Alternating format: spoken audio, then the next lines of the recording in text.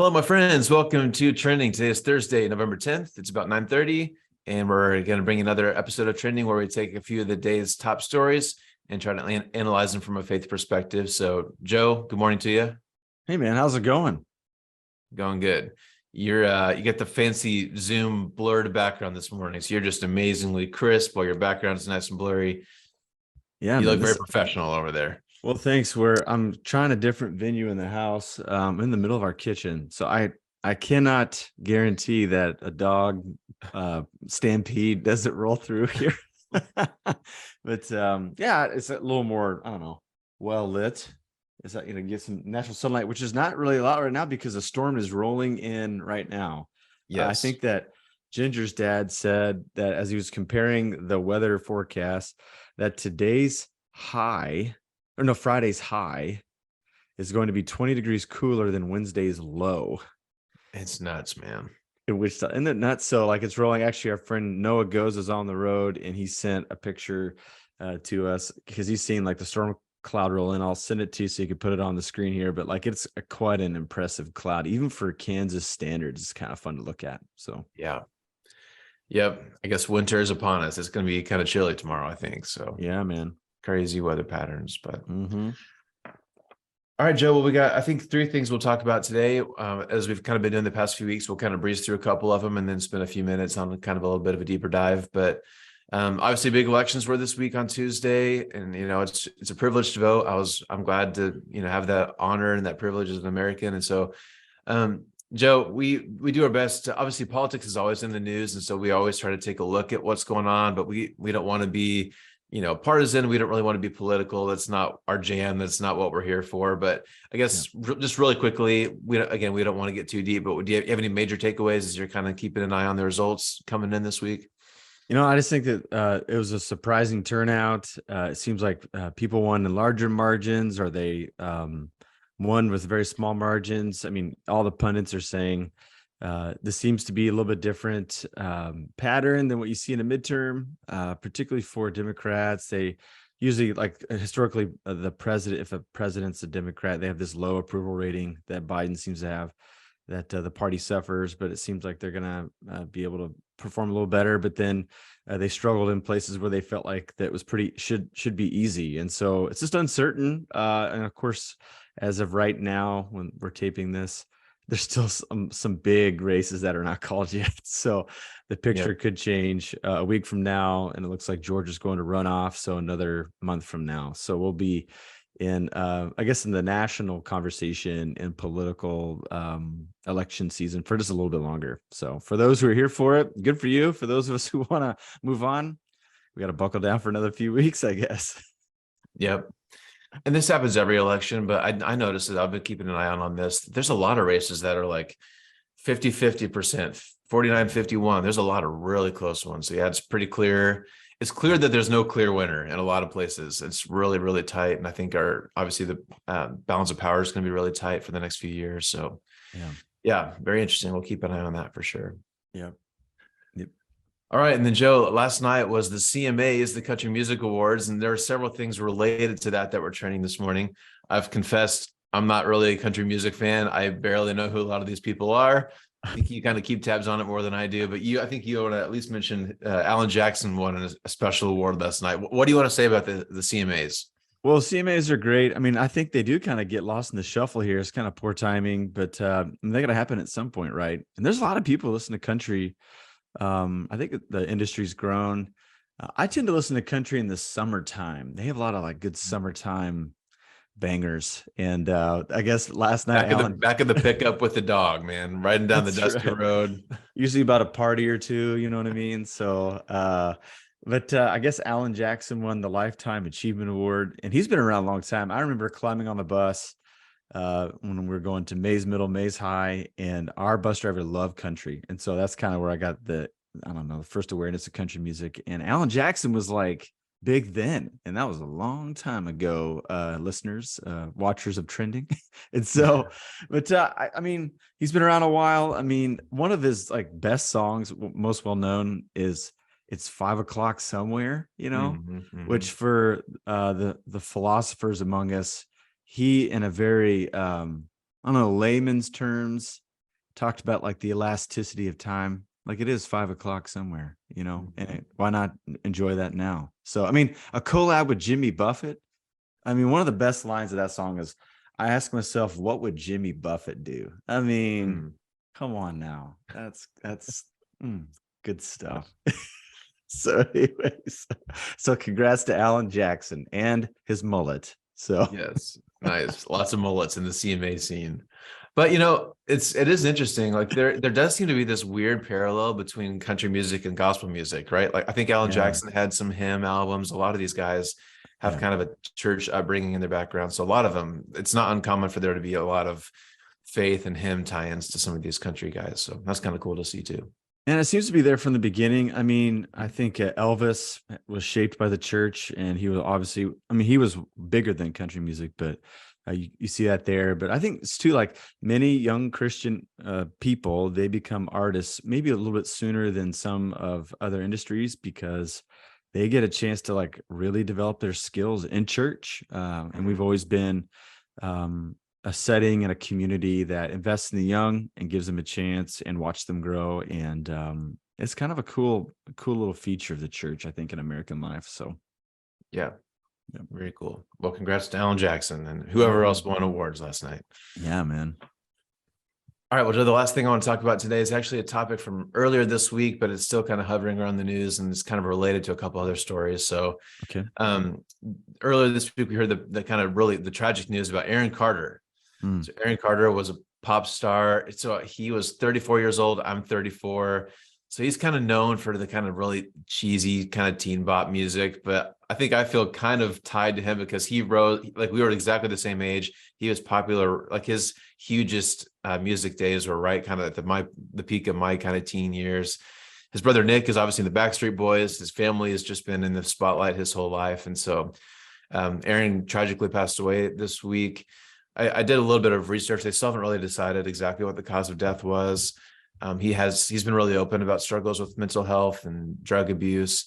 So there's a lot of people are kind of assuming that's something like that was in play at least. So just some really sad news about Aaron Carter. And then also we talked a few weeks ago about Matthew Perry. And when we first talked about it, his book hadn't released yet. So there was just little kind of snippets here and there that people were getting from his new book. I watched a quick interview last night. He was on Diane Sawyer earlier this week, I think, where they did a little bit of a deeper dive. And it was just really sad, man, to see Matthew Perry. You can tell if you watch interviews with him now, he's struggling. Like he's also had some mental health and drug issues. And with Diane, he talked about how if you go back and watch Friends, like I remember noticing this as I was watching the show Friends.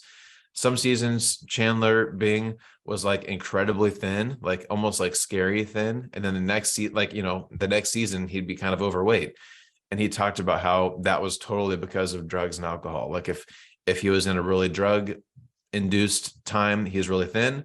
If he was kind of more on the alcohol side of things, he gained a lot of weight quickly. And now, like in hindsight, you can see that really clearly. Like this season, he was clearly struggling with this. So this season, he was clearly struggling with that. And so, Joe, we've talked about this before, but I think it's always shocking to me when people who appear to be at the top of the world. Aaron Carter had numerous number one hits. He toured with the Backstreet Boys. He was on a couple of TV shows, top of the world. I think this is true that Matthew Perry, I think, is the only person other than Michael J. Fox who had the number one TV show and the number one movie in America at the same time. So again, Matthew Perry, top of the world. And at that time, he was struggling very significantly with mental health and drugs. So we see this time and time and again, people who we think have it all together, who seem to have all the wealth, all the fame, everything, secretly are really struggling. So Joe, I just wanted to kind of talk about that for a few minutes and just wealth and fame and what that does to us, especially for those of us on the other side who don't know what it's really like. What are our souls really searching for? That kind of is the faith tie-in. When you hear all that, Joe, what are your thoughts this morning? That's a lot to wade through, I think, but not impossible. So I'll just give a couple of thoughts. Our small group on Wednesday nights, we're going through the Bema podcast episode by episode. And I really liked Marty Solomon's take on Cain and Abel. So in Marty's assessment, whenever, for whatever reason, and like the text isn't clear, why God accepts Abel's sacrifice but rejects Cain. I think we feed things into it to try to find some sort of meritocracy reason why like Yeah. Abel's is better. We still know. But what Cain begins to respond in a way which ultimately stems from his fear. For whatever reason, his previous experience, it seems, was that he offers an offering and God accepts it. And there's like a, probably a peace about that. There's a security in that.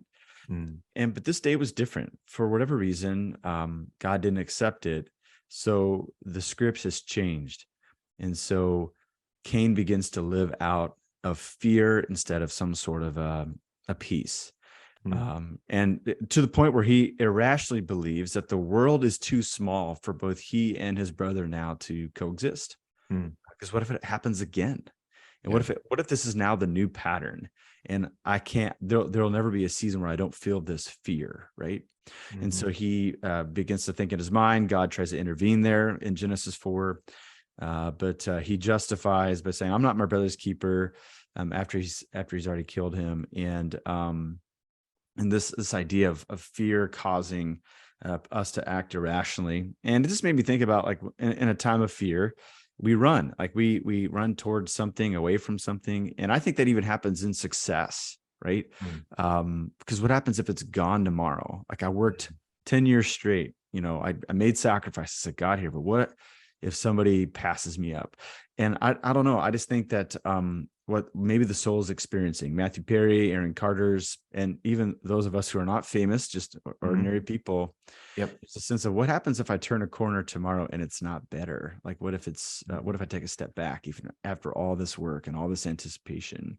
And so I just think that there is maybe a fear element at play, and uncertainty. And so then from there, we want to escape it. And so there's an array of coping mechanisms. And I think I've mentioned this book before, but it's a book called Getting High.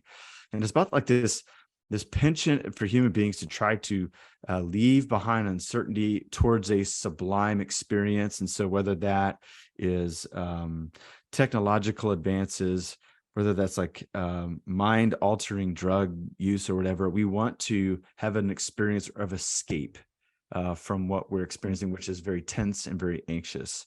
And so I think that any of us can be lured into a gravity of escape. And that escape can have many different faces, many different activities, many different habits. But that might be the primal thing that's going on there, is that we're afraid of tomorrow. We're afraid of what might happen next. And instead of like engaging that, having grit in our life, or gathering a community that will love us unconditionally, we think, how can I escape this? Like, even if I know it's going to be trouble on the back end of it, how can I escape it for a moment right now? Because that fear it's terrifying. Yeah. And I think that we've also hit on this briefly before. And I'm going to not get this right. I'll try to look it up and put it on the screen. But there's a famous quote from Jim Carrey about something like, I wish everyone could get everything that they ever wanted so they can see that it didn't actually fulfill their needs. That's not exactly right, but he's another guy where he had everything. And I think he had his struggles, but I think he handled it maybe better than some, where he just realized, okay, all this money, all this attention, it's not actually what I'm looking for, And I think there's just that. I wonder if the Aaron Carters and Matthew Perrys, they get to the pinnacle, like there's really nothing else that they could achieve, and they realize that something else is still missing. And then there's that fear kicks in, right? I wonder if I think that's just true. And I think, unfortunately, that's just a lesson we have to learn, right? I don't think any of us actually can learn that without going through it. I think we think there's this mysterious, if I can only get here, it'll be better. But I think that's unfortunately one of those life lessons that you can't learn without experiencing it, because I think we all hear that, we all quote unquote know it, but I think it takes some experience to actually, internalize it, to actually learn from it, Yeah. It's kind of like what came to my mind was Adam Sandler's film Click, where he gets that magic remote and he's able to fast forward the stuff that's either difficult or tedious or nuisance to him. Yeah. But like then his life vanishes. Like there's something about like the tedium of something, the boredom or the difficulty that actually makes life all the more meaningful. And for whatever reason, there's an allure to find an escape. And maybe what wisdom would tell us. And I think what our faith would share is that actually the perseverance is something that's quite critical in the algebra of maturity.